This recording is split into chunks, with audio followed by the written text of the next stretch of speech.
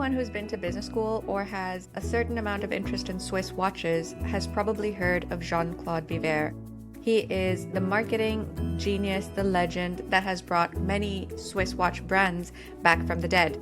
Fewer people, however, might know about Nicolas Hayek, a man brought in from the engineering space to evaluate whether the Swiss watch industry had a chance at survival against the onslaught of the Japanese quartz watches. Last week we wrote an article about what each of these two men did and focused on how one was optimizing a part of the market while the other was optimizing the whole, and how sometimes optimizing multiple parts of the market may actually accelerate the downfall of the whole. This is a cardinal systems thinking rule. However, we see in our world today, we have learned to break something down into its component pieces, try to optimize each of these pieces in the hope that the whole is going to be optimized. That's what we're going to discuss today. But we start off talking about what exactly Jean-Claude Biver did. We write in the article that he inverted a long-held industry dogma that watches are primarily meant to be functional, to tell the time as accurately as possible. Jean-Claude Biver inverted that dogma and really established the identity of the Swiss watches that we know today: luxurious, handcrafted pieces of art. The first part of the discussion really focuses on this concept of the industry dogma versus the concept of the don't care. For listeners that are new here, the don't care concept is something that we talk about a lot in our podcast, so I'll give you a quick rundown before we get into the conversation. Essentially, a don't care is an externality that is a feature of every system. In the beginning, when the system is small or nascent, it is negligible. It is a don't care, quite literally. But as the system scales or as time passes, the don't care accumulates and becomes bigger in size up to a certain threshold beyond which it cannot be ignored anymore and triggers the entire system to change. The dogma is another such concept where a long-held fundamental truth of a system is inverted, and then the entire system is usually forced to change as well. With that in mind, let's jump into the conversation.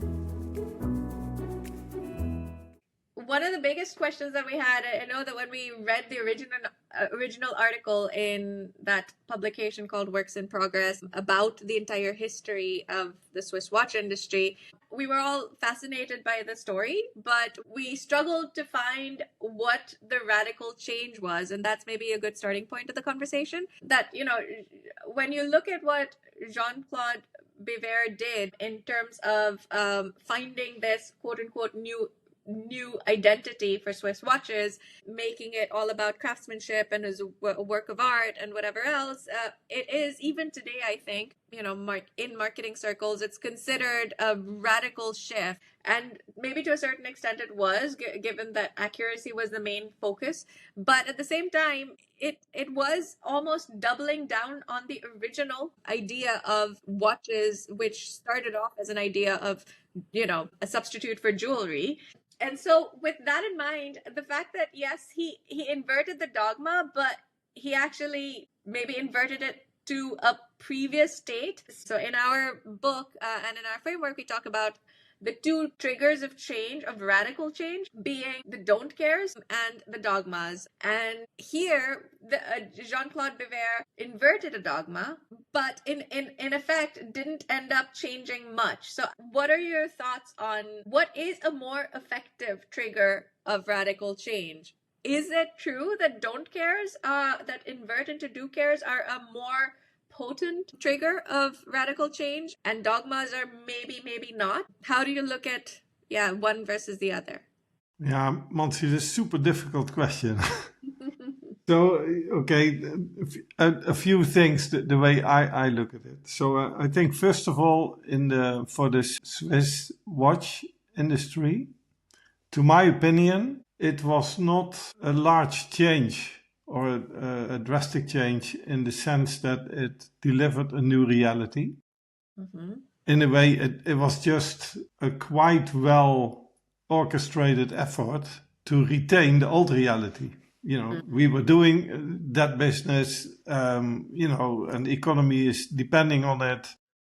What can we do to prevent it from collapsing altogether? And it's threatened seriously. So, first of all, I think the article, of course, what they did is impressive, but it for me, it would not classify as a new reality. So therefore, I would not call it a drastic change.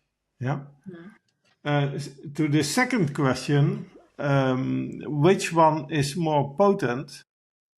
I think my answer would be that the don't care is the one that ultimately has the power to become the most potent if the scale drives it. So I mean, at one point, a don't care when it starts, it's just a don't care.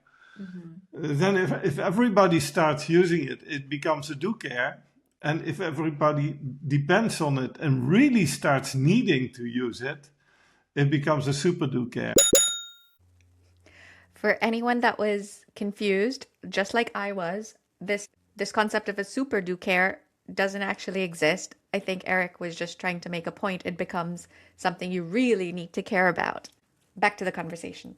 And if everybody depends on it and really starts needing to use it, it becomes a super do care. And so the scale will ultimately always bring it to the point where it will work. So I would say that is the more powerful one. And also, I like a don't care, so I like to search for them in projects or cases that I look at.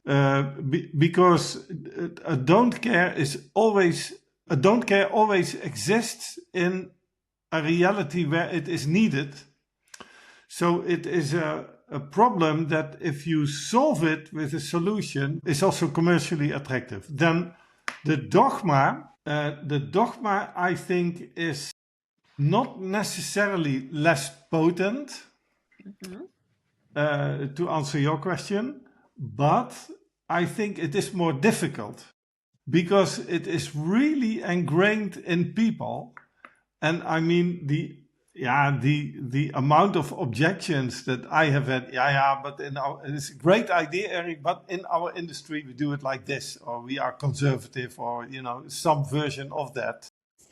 That is so difficult to change. So I think dogmas for that reason, because you have to change each and every person. So and it's their conviction that it's really important, and then I will shut up. But the don't care will create the do care at scale automatically, and you just have to live with it. So to summarize, Eric's stance is that a don't care always exists, and at a point when it becomes a trigger for change, everybody is looking for a solution, it becomes commercially attractive, and therefore is a more potent trigger of change. It cannot be ignored. A dogma, on the other hand, is something that you have to convince people of the existence of. You have to convince them that their long-held belief no longer holds, and that's more of an uphill battle. Now we move on to what Janne says. I think you're pointing to a big difference in conceptually and what a don't care is, as opposed to a dogma, right? So a don't care is something that is actually it's material. I mean, CO2 for fossil fuels, that's material. I mean, it's out there. You can measure it. So it's really a material thing. And a dogma lives mostly in the heads of a large group of people. And in that sense, so a dogma might be really difficult to overcome. But for a group that's not, if someone just is not aware of the dogma and comes in fresh, then it might not be that difficult to change. They can both be very strong, I think. But the don't care, they are material. So But when you say material, do you just mean measurable? Because then, the examples you gave are material, but the don't care of social media, mental health, those are less tangible and less measurable. The don't care that we talked about in our first podcast of Trump as the people and the frustration of the people, that's immaterial. Well, it's not immaterial, but it isn't measurable, not tangible. So don't cares in those cases could potentially, and that was my reaction to what Eric was saying. So firstly, they might take a long time to show up, particularly when they're intangible. But secondly, the commercially attractive piece is also something we don't necessarily see playing out. You could argue the pollution, the CO2 issue is a huge area that everybody wants to solve.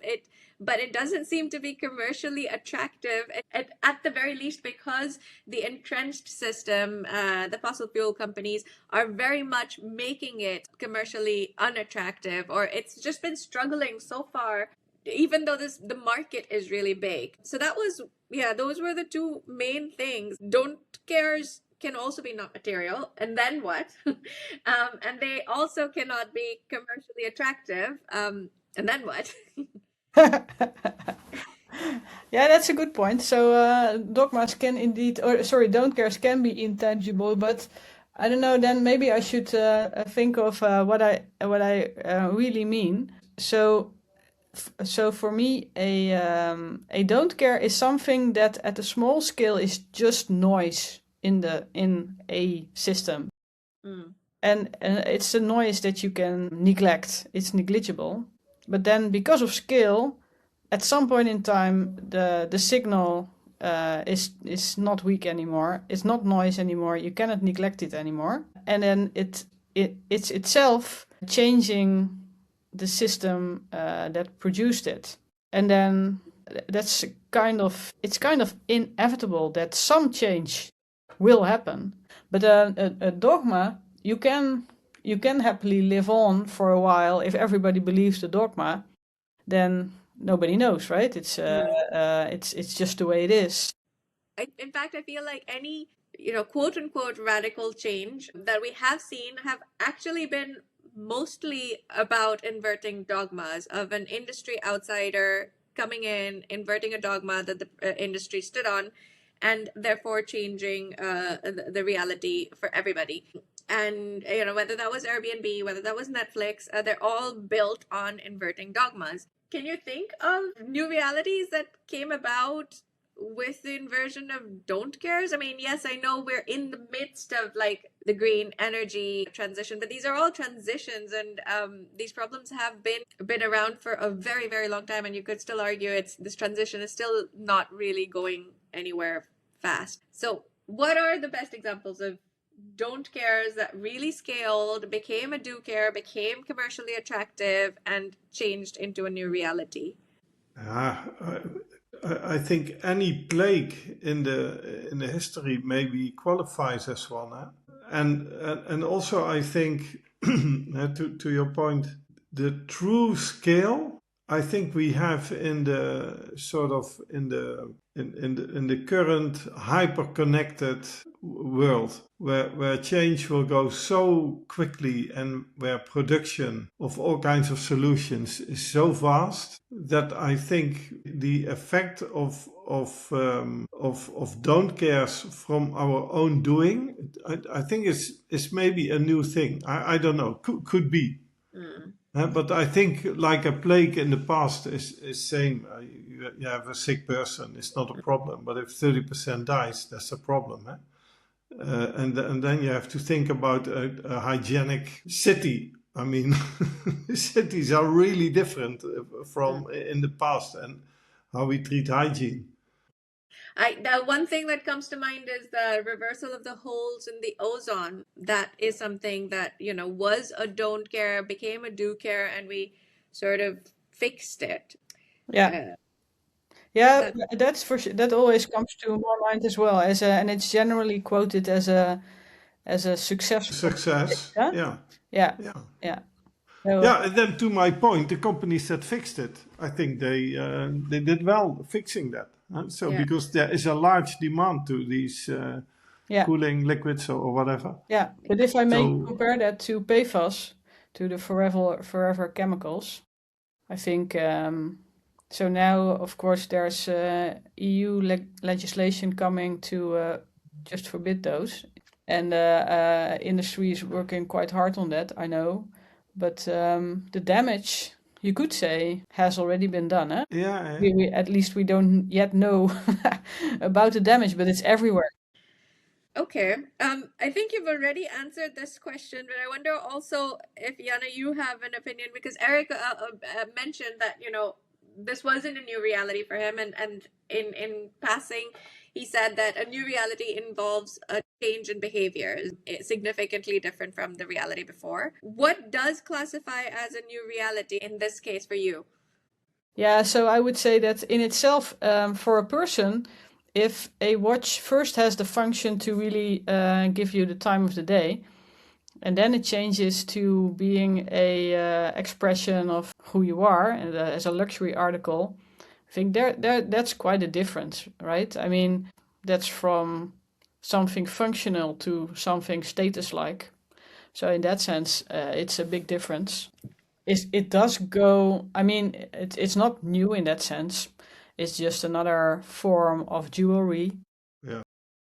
In that sense, you could say that. Well, of course, I'm more technically inclined, but from a technical point of view, the real change was that we were able to measure time in a different way, in a fundamentally different way, with quartz. That's really different from all the mumbo jumbo that you needed before to get time right.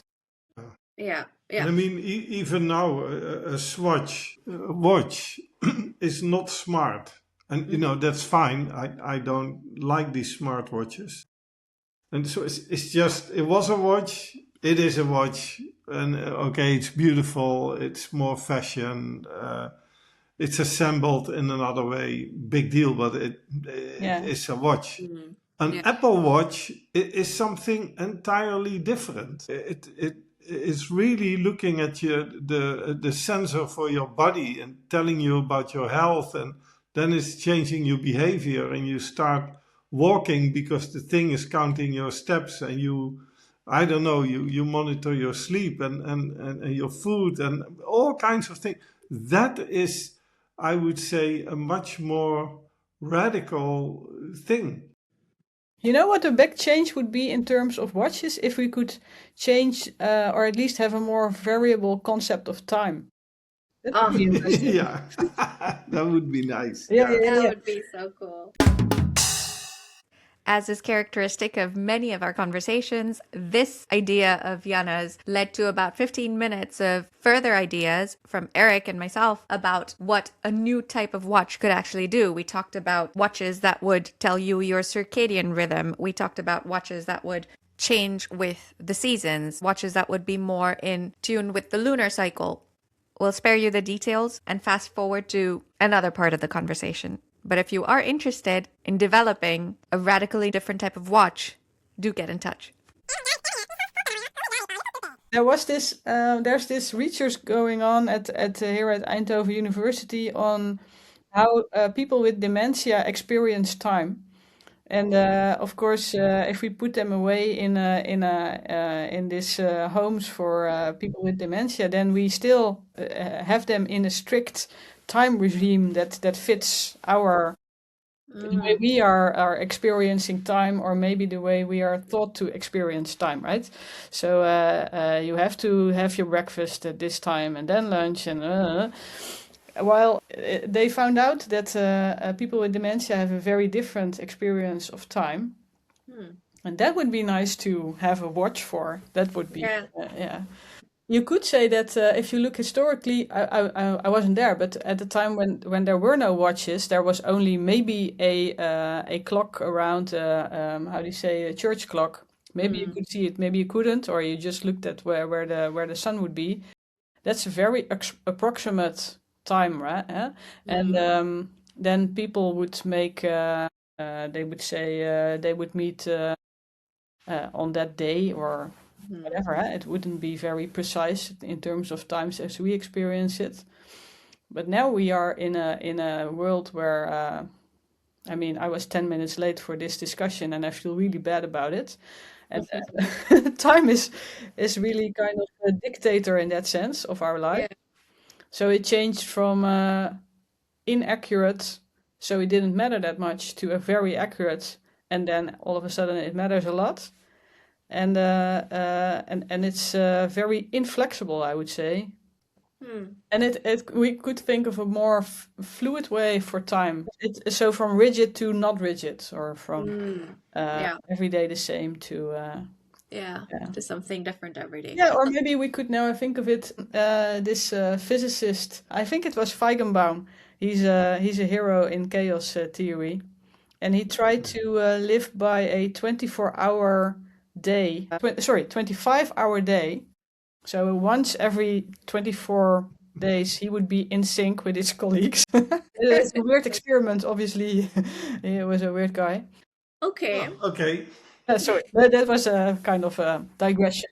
I think this also points to one of the things that we've talked about in our framework of like the first reaction after an inversion is usually just repulsion against this idea. So when you mentioned, oh, what if a watch, was not about accuracy of time, but that it was more about fluid time, your first reaction is that that would lead to absolute chaos. But then as you went on to explain, like, back in the day, you just had you had a lot more flexibility and you didn't have the stress and the tyranny of time. Life was just a lot more relaxed, and indeed now every minute counts for something, and it starts making sense. The visceral reaction kind of dissipates, and you start realizing that the original idea isn't actually that bad. In fact, it's much better than you had originally assumed.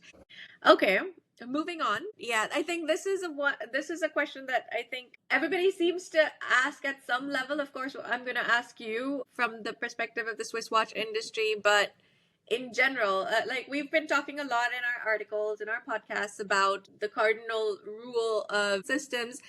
Optimizing the part doesn't necessarily lead to the optimization of the whole, and often optimizing the whole requires the sub-optimization of the part. And here, the lens that we're taking to the Swiss watch industry story is that, Hayek looked at the whole and Biver looked at the part. And as a result, Hayek ended up saving the industry as such. The one big question comes up, like Hayek had the mandate to do this. Hayek was brought in by banks and creditors that had stakes in or had given debt to two major conglomerates. He had the mandate, he had the ability, he had the influence over the whole, and therefore he was able to look at the whole. You could argue, had that not been the case, he might not have been able to do what he did. And so in that situation, what's the advice that you give to people that say, yeah, okay, you're saying that don't optimize the part, which is, let's say, my company or my industry, optimize the whole, but I don't have influence over the whole. I don't have the mandate or to change anything in the whole. So it's all well and good that you're telling me this, but what do I do when I can't influence the whole? For companies, you could say, okay, this is something that we should tackle as an industry, so we create a consortium. Maybe multiple industries you could also do. I think as countries, it was, but I think the UN was probably an attempt to do something similar, to think about the whole instead of only the parts. In many cases, that also failed. I mean, for sure, for the UN, it was structurally set up to fail when the parts were given the veto, which meant that they would look out only for themselves. But we just have heard the news of the UAE leaving the OPEC, for example. Why is it so hard for us to focus on the whole and to understand this concept? Yeah, but I don't agree there. I mean, maybe in your profession you're trained to look at the part, and that's what people in a big organization expect from each other. But if you look at your personal life, then you're not focusing on the part. I mean, it doesn't really matter. If you run a household, then you're focusing on the whole of the house. If you try to raise a kid, then you don't focus on one part of his or her. It's you focus on the whole. If you in friendships and relations, it's true. you focus on the whole. So I think it's actually the other way around. That in many organizations, maybe you think you're expected to only care about the part, but it's contrary to who we are. Yeah. Okay, so that is indeed a good segue to then the other question that comes up, that, hindsight is always 2020, that, Hayek seems to have done this amazingly genius thing of looking at the whole market, it all makes sense in hindsight, but at the same time, you could argue that was the logical way of reacting. But at the same time, I think he was able to do this, and maybe to a large extent had the courage to do something that, at that time could have been quite audacious, because there was this burning platform. And that is, I think, the other question. Is any of this possible without a burning platform? In every company, I think you have, the people who are in charge of innovation, the people who, look at things a slightly different way. They tend to be the first ones feeling the burning platform before that urgency reaches the top level. And sometimes even when that urgency reaches the top level, the reaction is maybe doubling down on things. And in this case, maybe with BeVer it worked out, but most cases it doesn't. In that situation, is there no hope for radical change without a burning platform? So I don't know, try to keep my head to it. So I think for drastic change, there are two scenarios. One is you want it, and the other one, it's coming to you. So it's coming to you. That's what you call the burning platform. And I think if something is successful, typically nobody wants to change anything.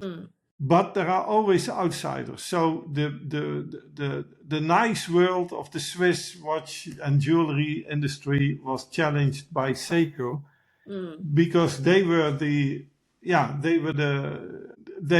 eager to steal that away. It's not the right words, but so again, that is a big change that sort of then, for the discussion here, came to them. That for them was a new reality. And they just wanted to get rid of the effects of that new reality. And I think if it works, nobody wants to change.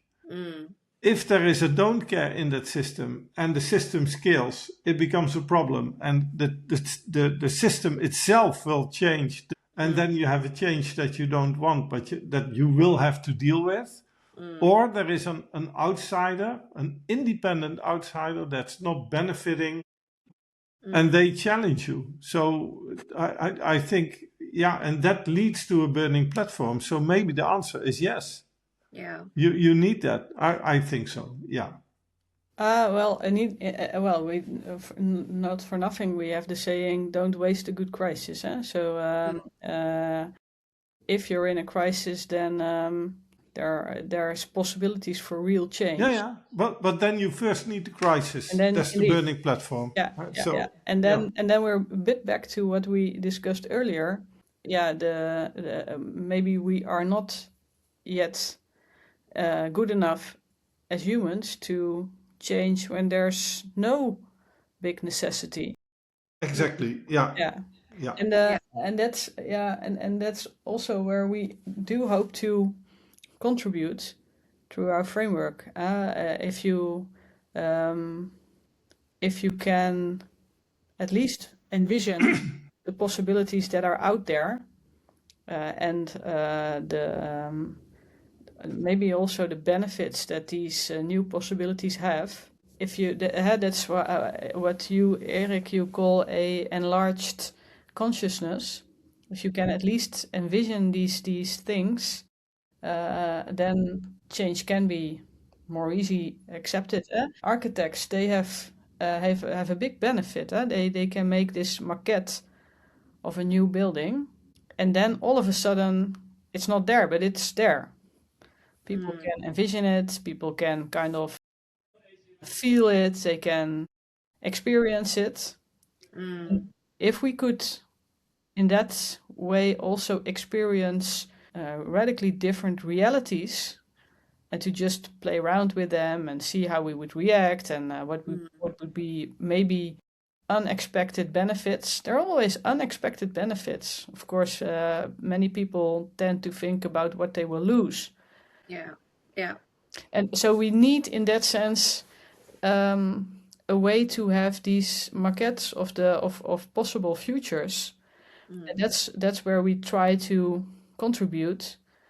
And a burning platform is a perfect start to really do something, because you have to do something anyway. So a burning platform is great, but it's not to sort of fix it and bring it back. We need to change more things, not less. We've talked about dogmas, don't cares, burning platforms, and whether we as humans can get better at thinking about the whole in all our decisions instead of just our personal ones. Jana even took us on a detour into fluid time and the physicist who tried to live on a 25-hour day, which honestly is peak third view energy. Thanks for listening. We'll be back in 2 weeks with another episode. And in the meantime, if you want to build a watch that tracks your circadian rhythm instead of board meetings, you know where to find us.